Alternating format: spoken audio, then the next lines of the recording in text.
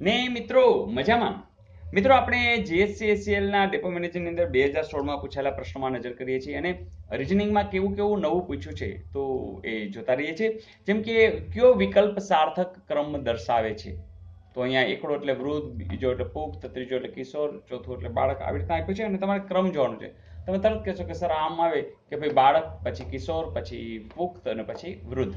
તો 4 3 2 1 એવું ક્યાંય છે તો જોઈ લઈએ. યસ, 4 3 2 1 તો બિલકુલ જવાબ સાચો છે. તો આવું પણ અગાઉ પૂછાયેલું અને હજુ પણ પૂછી શકે તો તમારો 1 માર્ક રોકડો છે એમ સમજી લેજો. જોઈએ નેક્સ્ટ. મિત્રો આવું પણ પૂછાયેલું કંઈ 4 આવી રીતે ખાના છે એમાં અહીંયા પ્રશ્નાર્થ છે, 9 છે, 12 છે, 18 છે, પછી 10 11 25 27 આપ્યું છે. મિત્રો તમે સાચા છો, કારણ કે આ બધા 3ના ગુણાંકમાં છે. હા કે ના? તો 3ના ગુણાંકમાં અહીંયા કોઈ નથી, આ નથી, આ નથી, આ નથી, આ છે આ. તો એનો અર્થ કે જવાબ શું લખી નાખશો? 27. તો આવા પ્રશ્નો પણ પૂછાયેલા અને હવે પણ પૂછી શકાય છે. તો હોમવર્ક આપી દો. ચલો આપી દો. હોમવર્ક આવું છે કે 40 બાળકોની એક હરોળમાં સોહન જમણી બાજુથી 14મો છે, ડાબી બાજુથી તેનું સ્થાન કેટલામું છે? તો 40 બાળકો છે અને ચાલો ટ્રાય કરો. 24મું, 25મું, 26મું કે 27મું? મને લાગે છે કે તમને શ્યોરિટી સાથે આવડી જવાનું જ છે. તો યસ, લાસ્ટ આપેલો હોમવર્ક જોઈ લઈએ. ચલો જોઈ લઈએ. મિત્રો પ્રશ્ન આવો હતો કે એક સાયકલ સવાર 30 કિલોમીટર ઉત્તરે જઈ અને પૂર્વ દિશા તરફ વળે છે, ત્યાંથી 40 કિલોમીટર આગળ વધીને તેની જમણી બાજુ વળે છે, ફરી ત્યાંથી 20 કિલોમીટર આગળ વધી જમણી બાજુ વળે છે, ત્યાંથી તે 40 કિલોમીટર અંતર કાપે છે, તો શરૂઆતથી કેટલા કિલોમીટર દૂર હશે? મિત્રો આપણને જે દિશાની વાત છે એ તમને ખબર જ છે કે ઉપર ઉત્તર, સામે દક્ષિણ અને પપ્પુભાઈ અને તો પશ્ચિમ અને પૂર્વ. તો હવે કઈ દિશામાં કેમ જાય છે એ જોતા રહીએ. કે જેમ કે અહીંથી સાયકલ સવાર ઉત્તરે જાય છે, એટલે ઉત્તર એટલે આપણે ખબર છે કે આ ઉપરની સાઈડ. તો ધારો કે આટલું ગયું અને એ કેટલું છે? 30 કિલોમીટર. ત્યાંથી પૂર્વ દિશા, ચલો પૂર્વ દિશા તો કે આ બાજુ, એ કેટલું જાય છે? તો 40. જો મેં 30 આટલું, 40 થોડુંક વધારે કર્યું છે. તેની જમણી બાજુ, હવે તમને ખબર છે કે કોઈ પણ દિશામાં જતો જમણી સાઈડ એટલે એના કાંટા, ઘડિયાળનો કાંટો કેમ હાલે? આમ. તો આ દિશામાં જશે. કેટલું? તો ત્યાંથી 40 કિલોમીટર આગળ વધીને પૂર્વ દિશા તરફ છે, ત્યાંથી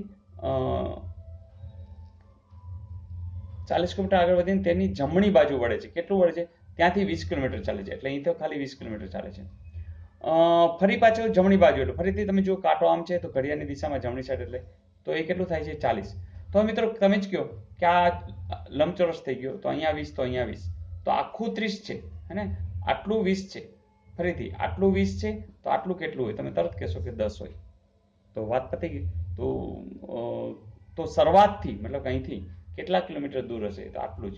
આટલું દૂર એટલે કે 10 કિલોમીટર. તો આપણો જવાબ શું હશે? 10. તો જે લોકોએ 10 જવાબ લખ્યો છે એ બિલકુલ સાચો છે.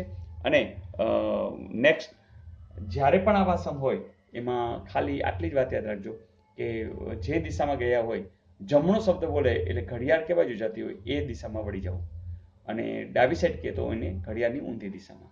તો જ્યારે પણ આવા દિશાના સમ હોય એમાં આવું ખાસ જોજો. તો મજા આવી દોસ્તો. તો મજા આવી જશે, કારણ કે હવે તમને બધા સમ આવડવા માંડ્યા છે. અને જો તમે નવા છો તો પ્લેલિસ્ટમાંથી બધા વિડીયો જોઈ લેજો, કારણ કે મેથ્સ અને રિઝનિંગના પૂરેપૂરા માર્ક્સ ખેંચવા જરૂરી છે અને દરેક પરીક્ષામાં ઉપયોગી થવાના છે. તો મિત્રો તમારી કોમેન્ટ્સની રાહ સાથે, અને હા, 10મા ધોરણના બોર્ડના વિદ્યાર્થીઓ આજુબાજુ કોઈ પણ હોય, સગા વાલાના, બધાને આપણી ચેનલની જાણ કરી દેજો. કેવી રીતે સબસ્ક્રાઇબ કરવું, બેલ દબાવવું, પ્લેલિસ્ટની અંદરથી કેમ વિડીયો જોવા, STD10 એ બધી તમને ખબર છે, અને એ ખાસ કહી દેજો. અને તમને ખ્યાલ છે કે વિડીયો જોતી વખતે એમાં શેરનું બટન પણ આવે છે, જેમાં તમે ફેસબુક છે, વોટ્સએપ છે, ટેલિગ્રામ છે, તમારા કોઈ પણ ગ્રુપની અંદર તમે આ વિડીયો તમે મૂકી શકો છો. તો મિત્રો કોઈને આ ઉપયોગી થઈ જશે. તો આવો સાથે રહીને કામ કરી, બધાને જોડીએ, આનંદ કરાવીએ. Wish you all the best. આવજો.